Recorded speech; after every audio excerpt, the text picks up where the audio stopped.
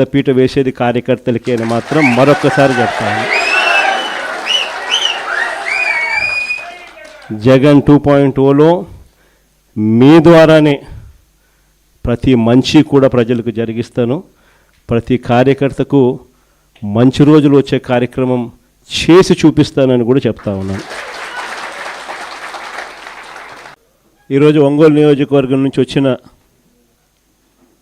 ముఖ్యమైన నాయకులు, ముఖ్యమైన ప్రజాప్రతినిధులు, కార్యకర్తలు అందరికీ కూడా ముందుగా నమస్కారాలు తెలియజేసుకుంటున్నాను. అందరికీ కూడా ఇక్కడికి రావడానికి గల కారణాలు కూడా బహుశా మీ అందరికీ కూడా తెలిసే ఉంటుంది. కొన్ని నియోజకవర్గాలను వీలుని బట్టి, సమయాన్ని బట్టి ప్రత్యేకంగా మరీ ముఖ్యంగా కార్యకర్తలను, మరీ ముఖ్యంగా నాయకులను, అక్కడ ఇంపార్టెంట్ నాయకులు కలవడం కోసం, ప్రత్యేకంగా వాళ్ళని కలవడం కోసం అని చెప్పి ఈ కొన్ని నియోజకవర్గాలను సెలెక్ట్ చేసి అదే పనిగా వాళ్ళను కలిసే కార్యక్రమం చేస్తూ ఉన్నాం.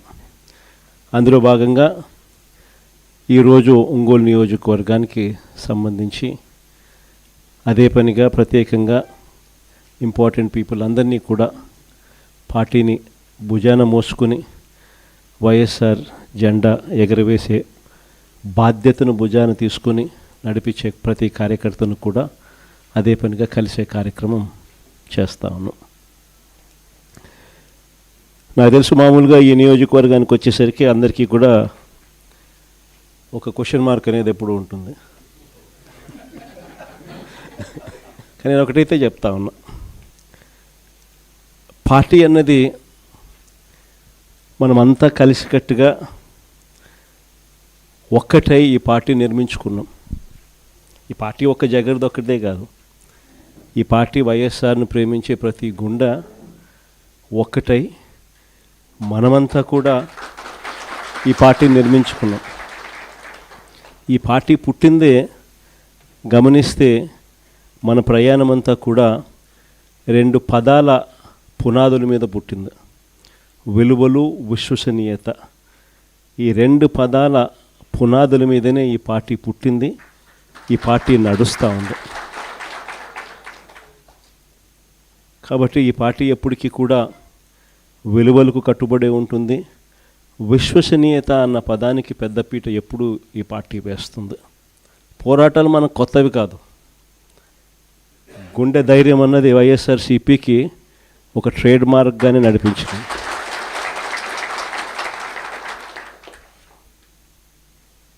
ఎప్పుడు చరిత్రలో కని విని ఎరగని మంచి చేసినాం. ఇంతవరకు కూడా మనం రానంత వరకు కూడా ఏ పార్టీ మేనిఫెస్టో అన్న పదానికి అర్థం తెలియకుండా పరిపాలన చేస్తుంది. మొట్టమొదటిసారిగా మేనిఫెస్టోకు అర్థం చెప్పి, మేనిఫెస్టో అంటే ఒక చెత్త కాగితం కాదు, అదొక బైబిల్ లాంటిది, ఖురాన్ లాంటిది, భగవద్గీత లాంటిది అని చెప్పి మొట్టమొదటిసారిగా దాన్ని డిఫైన్ చేసి, మొట్టమొదటిసారిగా ఏకంగా 99% హామీలు నెరవేర్చి ప్రజలకు ప్రతి ఇంట్లో ఫలాని మంచి మనం చేసినామని చెప్పి ప్రజలు గుర్తుండిపోయేలా పరిపాలన చేసిన పార్టీ ఒక్క వైఎస్ఆర్ కాంగ్రెస్ పార్టీ మాత్రమే. అలాంటి మంచి పరిపాలన మనం చేయగలిగాం కాబట్టే ఈ రోజుకి కూడా గర్వంగా కాలర్ ఎగరేసుకొని వైఎస్ఆర్సీపీ కార్యకర్తలు మేము మాటిచ్చాము అని అంటే ఏ రోజు కూడా మాట తప్పే పరిస్థితి ఎప్పుడు రానే రాదు అని చెప్పి కూడా గర్వంగా చెప్పుకునే పరిస్థితి ఒక వైఎస్ఆర్సీపీ పార్టీకి మాత్రమే ఉందని కూడా చెప్పగలుగుతాం. ఆ మాట చెప్పి ప్రజల దగ్గరికి వెళ్ళి చిక్కటి చిరునవ్వుల మధ్య మనం చేసిన మంచి ఉంది కాబట్టి వాళ్ళతో పాటు కలిసి మనం ప్రయాణం చేయగలుగుతా ఉన్నాం.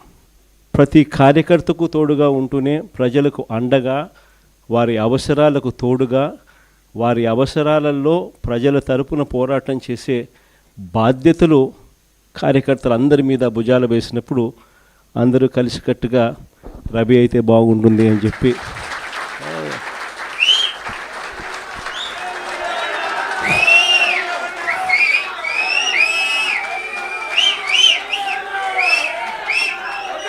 బాగుంటుంది అని చెప్పి అందరం కలిసికట్టుగా నిర్ణయం తీసుకున్న తర్వాత రవి ఆ దిశగా అడుగులు వేయడం మొదలుపెట్టాడు. ఆ దిశగా ప్రయాణం చేయడం కూడా మొదలుపెట్టాడు. ఈ రోజుకి దాదాపుగా 1.5 సంవత్సరం అయిపోయింది. మంచి నాయకుడిగా, కార్యకర్తలకు బాగా దగ్గరగా ఉన్న వ్యక్తిగా, ప్రజల తరపున ఎప్పుడు ఏ అవసరం వచ్చినా కూడా పార్టీ పిలుపు మేరకు ప్రజల తరపున స్పందించే మంచి మనిషిగా మంచి పేరు తెచ్చుకుంటూ అడుగులు రవి వేస్తూ ఉన్నాడు. రవికి సంపూర్ణంగా నా మద్దతు ఎప్పుడూ ఉంటుందని కూడా ఈ సందర్భంగా చెప్తాను. ఇక రాష్ట్రంలో జరుగుతూ ఉన్న పాలన గురించి బహుశా నాకన్నా కూడా మీరే బాగా చక్కగా చెప్పగలుగుతారు.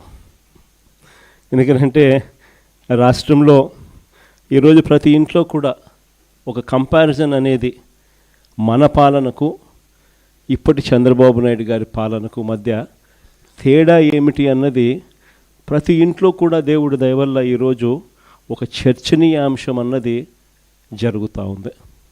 దానికి కారణం ఏమిటి అనంటే, కారణం ఒకటే, పాలనలో చిత్తశుద్ధి అన్నది. ఆ చిత్తశుద్ధితో పరిపాలన చేసిన చరిత్ర మందైతే, పాలన అన్నది అవినీతికి మాత్రమే అధికారం కావాలి, ప్రజలకిచ్చిన మాట గాలికి ఎగిరిపోయినా కూడా పర్వాలేదు అనుకునే పాలకుడు మరోవైపు చంద్రబాబు నాయుడులో కనిపిస్తాడు.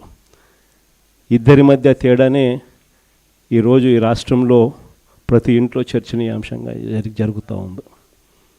ఆశ్చర్యం కలిగించే విషయం ఇంకొకటి చెప్పాలన్నా, అప్పట్లో మనం అధికారంలోకి వచ్చినప్పుడు, మనకేం చంద్రబాబు నాయుడు గారి దగ్గర నుంచి మనం అధికారం తీసుకున్నప్పుడు మనకేదో ఒక గొప్ప రాష్ట్రం, ఒక గొప్ప ఆర్థిక వ్యవస్థ మనకు వచ్చింది కాదు. చంద్రబాబు నాయుడు గారు అన్ని రకాలుగా చిన్నాభిన్నం చేసి మనకి ఇచ్చిపోయినాడు. ట్రెజరీలో 100 కోట్ల రూపాయలు కూడా డబ్బు లేని పరిస్థితుల్లో ట్రెజరీ మనకిచ్చిపోయిన పరిస్థితులు. అలాంటి పరిస్థితుల్లో మధ్య మనం అధికారంలోకి తీసుకున్నాం. ఆ తర్వాత వరుసగా 2 సంవత్సరాలు కరోనా, ఎప్పుడూ ఊహించని సమస్యలు, రాష్ట్రానికి రావాల్సిన ఆదాయాలు ఒకవైపున తగ్గుతూ ఉన్నాయి. కోవిడ్ సమయంలో అనుకోని ఖర్చులు పెరిగాయి. వైద్యపరంగా, ట్రీట్మెంట్ల పరంగా రకరకాల మనుషులు ఇబ్బందులు పడుతూ ఉన్న పరిస్థితుల మధ్య వాళ్ళని ఆదుకునే విషయంగా అనుకోని ఖర్చులు విపరీతంగా కూడా మరోవైపున పెరుగుతూ పోతూ ఉన్నాయి. ఇటువంటి ఆర్థిక చిన్నాభిన్నం మధ్య వైఎస్ఆర్సీపీ పరిపాలన మొదలైంది, సాగింది. అయినా కూడా ఏ రోజు కూడా మనము ఈ సమస్యలన్నీ చూపించి ప్రజలకు ఇచ్చిన మాటను ఎగరగొట్టడానికి ఏ రోజు ప్రయత్నం చేయాల. మనకున్న సమస్యలు ఎన్ని ఉన్నా కూడా ప్రజల దగ్గరికి వచ్చేసరికి మాత్రం చిక్కటి చిరునవ్వుతోనే అడుగులు ముందుకు వేశాం. ప్రజలకు ఇచ్చిన ప్రతి మాట కూడా దేశ చరిత్రలో బహుశా ఎప్పుడు జరగలేదేమో. ముందుగానే ఒక క్యాలెండర్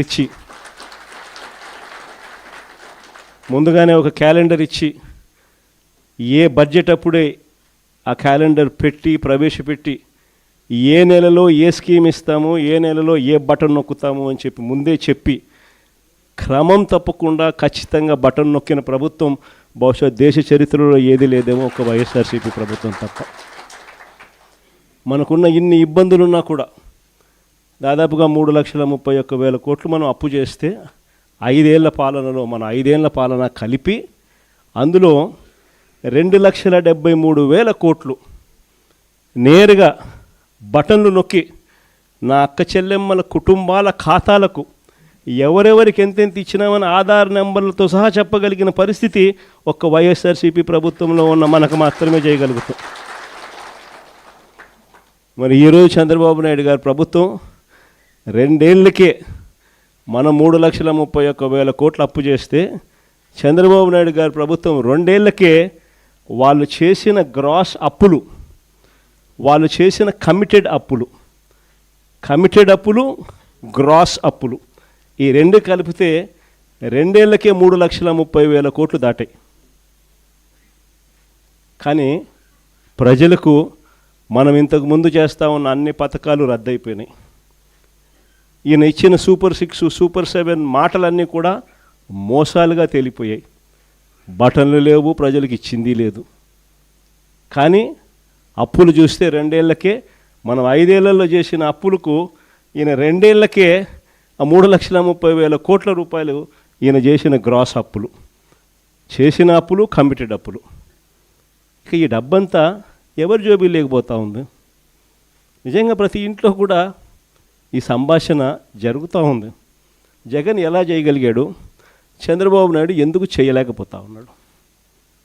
కారణం, జగన్ ప్రతి అడుగులోనూ కూడా ప్రజల గురించి ఆలోచన చేశాడు, పేదల గురించి ఆలోచన చేశాడు. ప్రతి అడుగులో కూడా అవినీతి అనేది జరగకుండా ప్రతి ఇంటికి నేరుగా పంపించాడు. కానీ ఈరోజు దోచుకో, పంచుకో, తినుకో, ప్రతి అడుగులోనూ ఇదే కనిపిస్తుంది. అందుకే చంద్రబాబు నాయుడు గారి ప్రభుత్వంలో జరగడం లేదు. ఏదన్నా ముట్టుకోండి మీకు ఇదే కనిపిస్తుంది. లిక్కర్ మాఫియాతో మొదలు పెడితే చాలు, రాష్ట్రానికి సంబంధించిన ఏ ఆదాయాలు కూడా రాష్ట్రానికి రావడంలా. లిక్కర్ మాఫియాతో మొదలు పెడితే ఇసుక, మద్యం, మట్టి, సిలికా, క్వాడ్సు, లాటిరైట్, గ్రెనైటు, అధిక ధరలకు పీపీఏలు, చివరికి అమరావతిలో కూడా 10,000, 12,000 రూపాయలు పర్ ఎస్ఎఫ్టీకి కన్స్ట్రక్షన్ కాస్ట్లు. భూములు చూస్తే శనక్కాయలకు, బెల్లాలకు, ఇలా కావలసిన వాళ్ళకి అందరికీ కూడా భూములు ఇవ్వడము. ఇంకా రాష్ట్రానికి ఏ రకంగా ఆదాయాలు వస్తాయి? రాష్ట్రానికి రావాల్సిన ఆదాయాలు రాష్ట్రానికి రాకుండా మీ సొంత జోబులు నింపుకు ఒక కార్యక్రమాన్ని చేస్తూ ఉన్నప్పుడు రాష్ట్ర ఖజానా దివాలా తీక ఇంకా ఏమవుతుంది?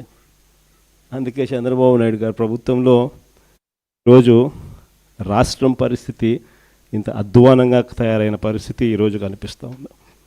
మరోవైపు చూస్తే చంద్రబాబు నాయుడు గారి పరిపాలనలో నిజంగా ఆశ్చర్యం కలిగించే విషయాలు కనిపిస్తాయి. ఎందుకు ఈ విషయాలు చెప్తున్నాను అని అంటే, మనందరికీ కూడా మొన్న ఈ మధ్య కాలంలోనే 2 రోజుల కిందటగా టీవీలలో, పేపర్లలోనూ, సోషల్ మీడియాలోనూ విపరీతంగా వైరల్ అవుతూ ఉన్న వార్తా విషయాలు మనందరికీ కూడా కనిపిస్తూ ఉన్నాయి. ఈ మధ్యకాలంలోనే చూసాం, పుట్టా మహేష్ డ్రగ్స్ సేవిస్తూ, డ్రగ్స్ తీసుకుంటూ పట్టుబడ్డ ఫస్ట్ ఏకైక పార్లమెంటు సభ్యుడు. ఇంతవరకు పార్లమెంటు సభ్యుల చరిత్రలో ఈ మాదిరిగా డ్రగ్స్ తీసుకుంటూ, ఈ మాదిరిగా బుక్ అయిన వ్యక్తి పార్లమెంటు చరిత్రలో లేడు. ఫస్ట్ సభ్యుడు. అది ఇక్కడితో మొదలు కాల. ఆశ్చర్యం ఏమిటో తెలుసా? అది చంద్రబాబు నాయుడు గారి ఆయన అనుసరించే వైఖరి నుంచి మొదలవుంది. మహేష్తో మొదలై పుట్టా మహేష్తో ఆగిపోలా. దీనికి ముందు ఎన్నెన్ని జరిగినాయి, ఎలా జరిగినాయి, చంద్రబాబు నాయుడు గారు వ్యవహరించిన తీరు ఎలా ఉంది, యాక్షన్ తీసుకోవాల్సిన సమయంలో ఆయన యాక్షన్ తీసుకుంటున్నాడా, ఒక పాలకుడు, ఒక నాయకుడుకు ఉండాల్సిన గుణాలు చంద్రబాబు నాయుడులో ఉన్నాయా అని ఒక్కసారి వెనక్కి తిరిగి చూస్తే ప్రతి అడుగులోనూ కూడా మనకు కనిపించేది ఏమిటి అని అంటే, చంద్రబాబు నాయుడు గారిలో ఈ గుణాలు ఎక్కడా కూడా కనిపించలేదు. కాబట్టే విచ్చలవిడిగా జరుగుతూ ఉన్నాయి ఇవన్నీ కూడా. మన కళ్ళ ఎదుటనే రైల్వే కోడూరు ఎమ్మెల్యే ఆరవ శ్రీధర్ అత్యాచారం చేశారని, ఆపై మోసం చేశారని బాధితురాలు నేరుగా స్వయంగా చంద్రబాబు నాయుడు గారికి ఫిర్యాదు చేస్తే ఈయన ఏం చేశాడు? కమిటీ అంట. No action.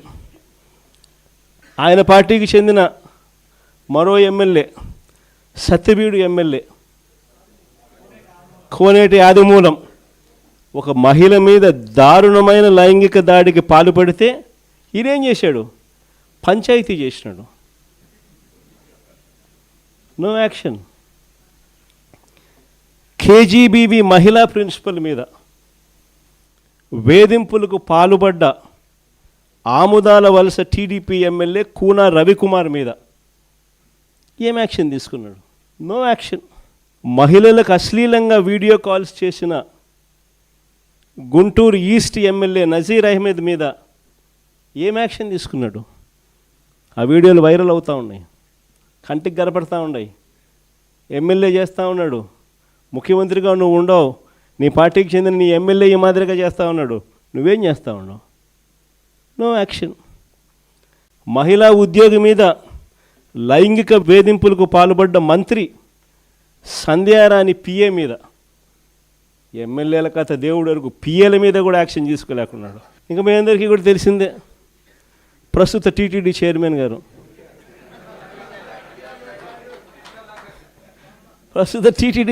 గారు, ఆయననైతే ఒక మహిళను మోసం చేసి వీడియోతో ఫోటోలతో అడ్డంగా దొరికిపోయినా కూడా నో యాక్షన్.